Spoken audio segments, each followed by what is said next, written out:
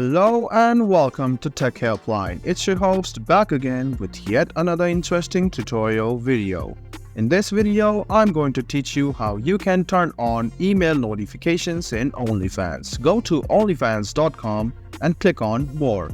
Now go to Settings and then click on Notifications. Now click on Email Notifications and you can turn it on.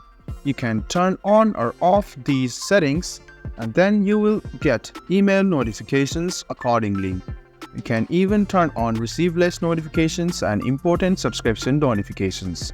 You can even set the notification timer and you will get the notifications accordingly. Let me show it to you once again how you can enable the email notifications. Go to onlyfans.com and then go to More beneath the profile. Now go to Settings, click on Settings and go to Notifications. Click on Notifications and click on Email Notifications. Now you can turn on email notifications by pushing this button. Now you can see that you can turn all of these settings and you will get additional notifications in your email which you registered in your OnlyFans.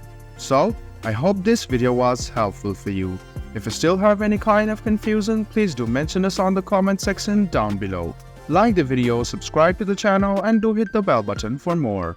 Hope to see you in the next video as well. Until then, goodbye, take care and make sure you enjoy.